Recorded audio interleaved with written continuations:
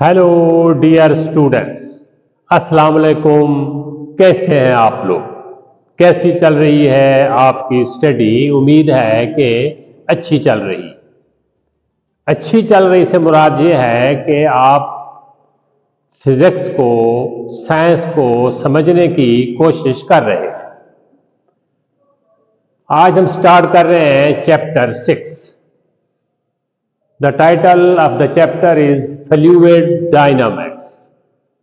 सबसे पहली बात यह है कि what is fluid? फ्लूइड से मुराद है हरकत करने वाली, फ्लो करने वाली चीज। I mean liquid and gases. Liquids भी फ्लो करते हैं और गैसेस भी फ्लो करते हैं, आपको पता है। Dynamics study of motion. तो फ्लूइड डायनामिक्स से मुराद study of fluids in motion. Fluid जब हरकत करती हैं तो किस तरह के कवानीन कार फरमा होते हैं, कौन से लॉज उनको कवर कर रहे होते हैं मोशन को। Fluid dynamics deal with the study of fluids in motion. Fluid जब हरकत कर रहे हैं, आपको पता है पानी हरकत करता है, वो पानी पाइप के अंदर भी होता है। आपको पता है हमारी रगों के अंदर खून गर्दिश कर रहा है, रगें भी हमारी पाइप की तरह हैं, और ब्लड जो है that is fluid.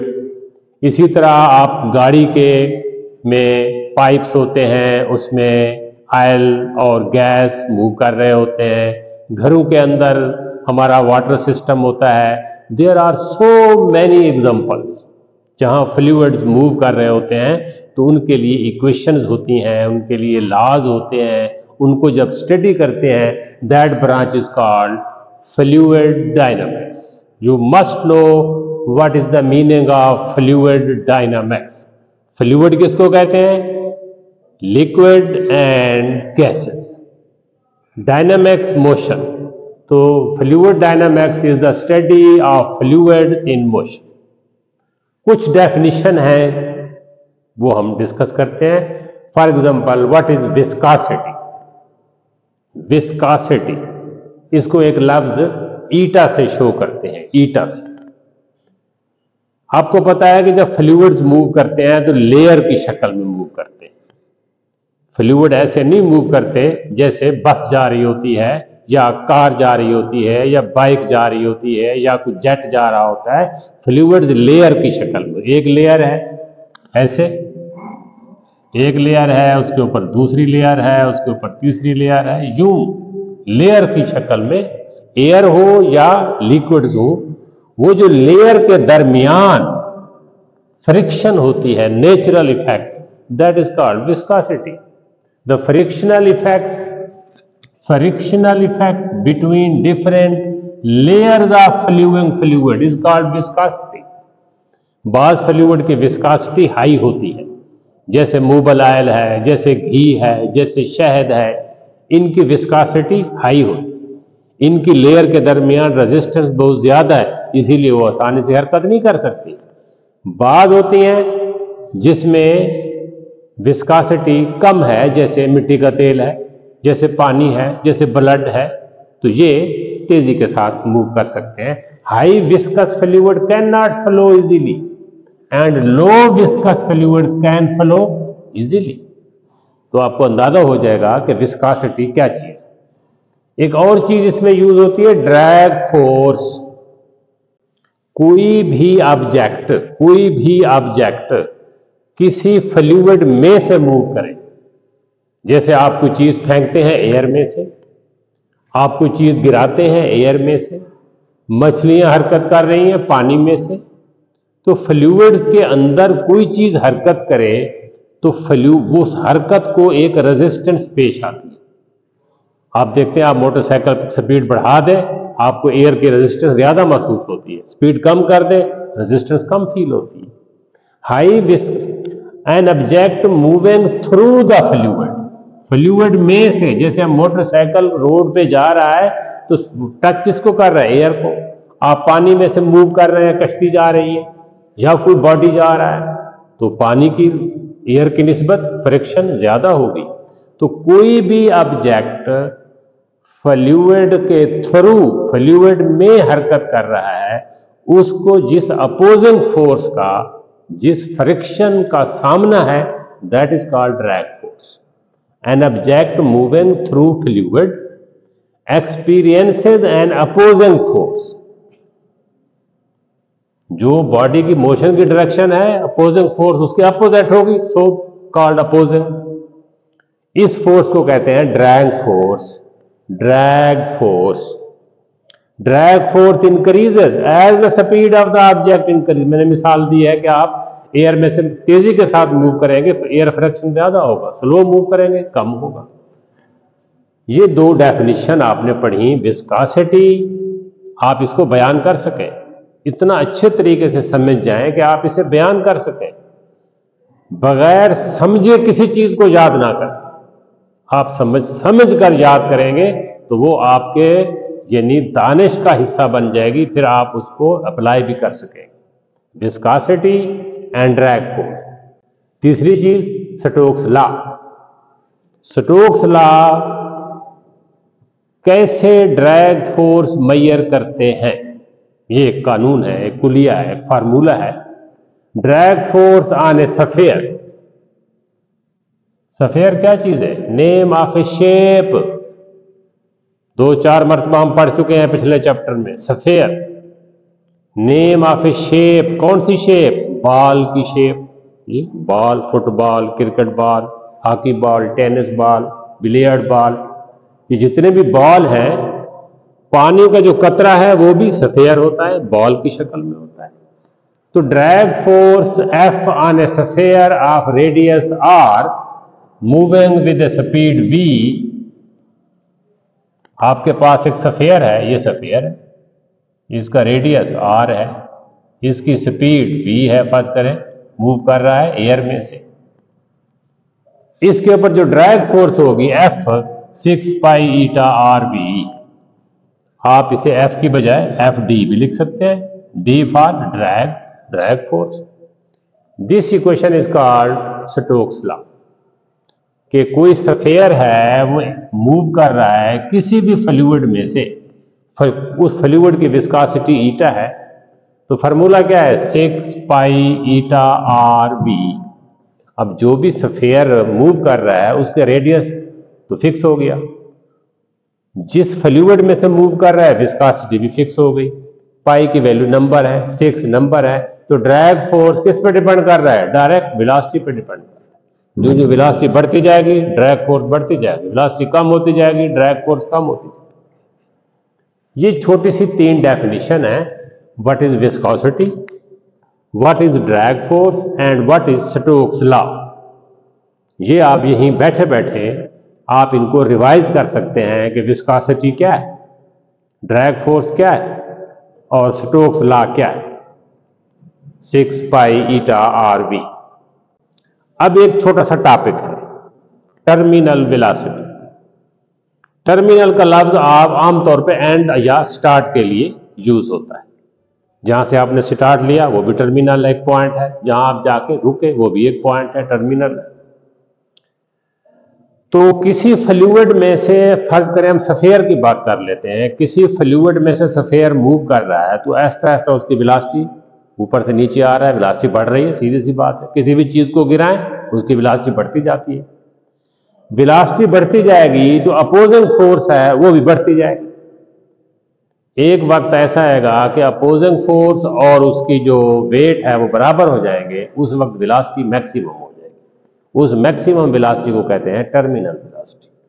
The maximum velocity, इसकी वेट, किसी भी चीज की मैक्सिमम वैल्यू कांस्टेंट होती है, किसी भी चीज की मैक्सिमम वैल्यू फिक्स होती है।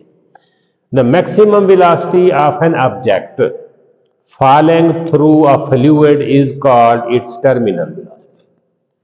फ्लूइड में से फर्ज करें कोई पानी का पाइप भरा हुआ है, आप कोई पत्थर गिराते हैं उसमें, एयर में से यूं समझे बारिश का कतरा आ रहा है, धुंध का एक छोटा सा फोग ड्रॉपलेट वो आ रहा है, छोटा सा कतरा, वो भी सफेरिकल होता है ड्रॉप।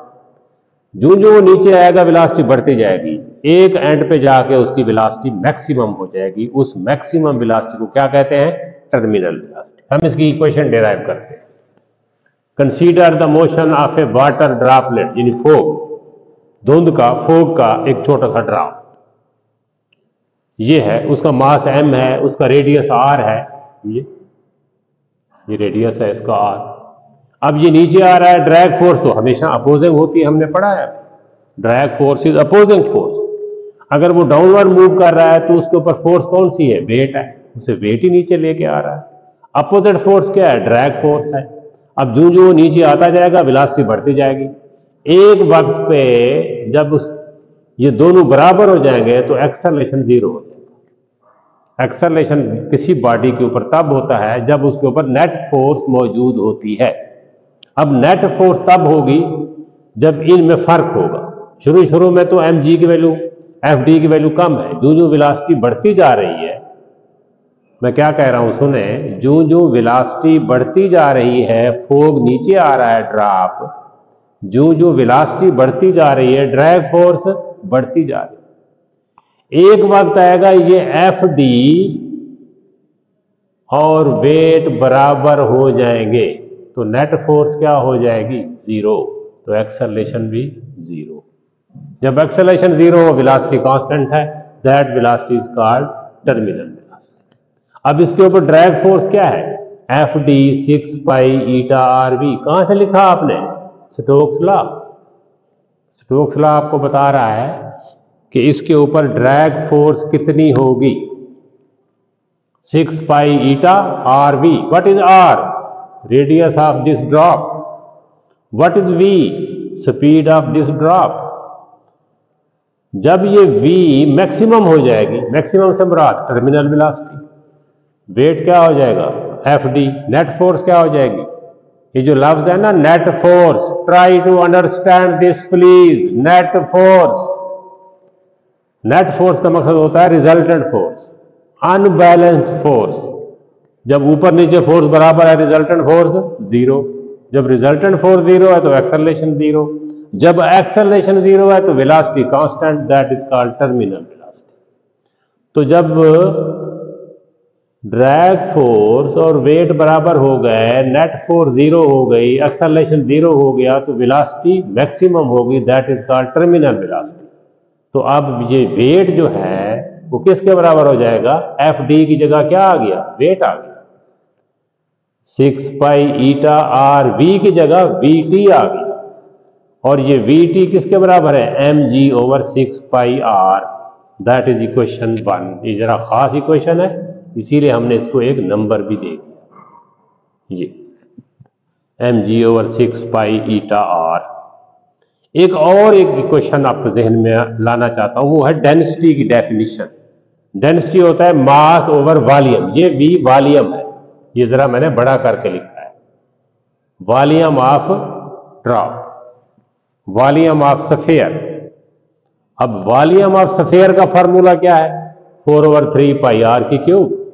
ये भी याद करें, volume of sphere, volume of sphere 4/3 pi r cube. तो ये जो इक्वेशन है हमारी, rho density mass over volume, mass क्या है? Density into volume. ये वॉल्यूम की वैल्यू पुट कर दी तो ये हमारे पास इक्वेशन 2 आ गई कि m जो है ये किसके बराबर है? 4/3 pi r cube rho. What is rho? Density, कसाफत। इस m की वैल्यू यहां पुट कर दें, इक्वेशन 1। ये बाई इक्वेशन 1 और 2 vt की वैल्यू अब क्या आ जाएगी? m की जगह आप ये लिखेंगे 4/3 पाई r क्यूब रो। आपके पास इक्वेशन आ जाएगी 2 rho gr square over 9 eta. Terminal velocity is equal to 2/9, that is fix, g fix, rho fix, eta fix. ये सारी चीजें r के अलावा सारी फिक्स है।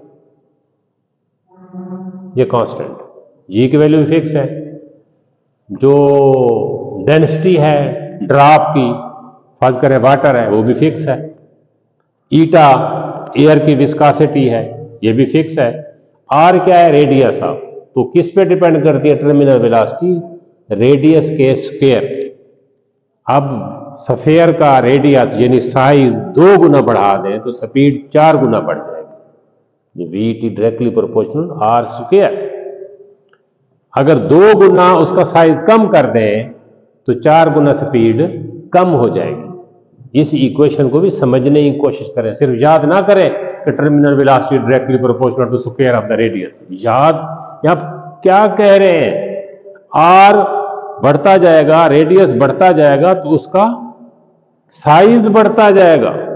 साइज उसके मास पे डिपेंड नहीं कर रही टर्मिनल वेलोसिटी, उसके साइज पे डिपेंड कर रही है। अगर मटेरियल सेम है, यानी पानी की बात कर रहे हैं, ड्रॉप की बात कर रहे हैं, तो इस इक्वेशन में जो फाइनल इक्वेशन है इसमें हर कंपोनेंट पे तवज्जो दें। What is rho? Density of drop sphere, ये उसकी डेंसिटी है। Radius of sphere, eta viscosity of fluid, जिसमें से वो ड्रॉप मूव कर रहा है वो एयर है। तो आज हमने जो चीजें डिस्कस की हैं वो चैप्टर 6 में, पहले चैप्टर में, ये बहुत ज्यादा अहम है फ्लूइड्स के बारे में, मूवमेंट।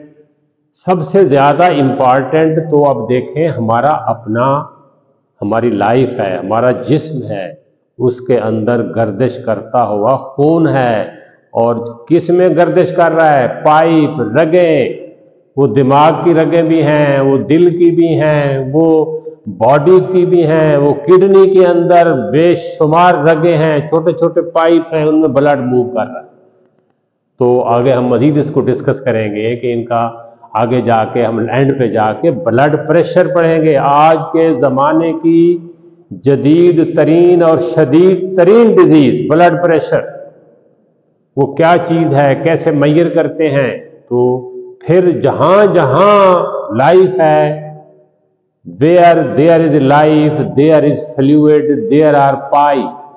तो इसीलिए ये बड़ी अहम चीज़ है, इस पे आपने बड़ी तवज्जो करनी है और इसको बार बार समझने के लिए गौर करना है। उम्मीद है आप गौर व खौज कर रहे होंगे। Thank you very much.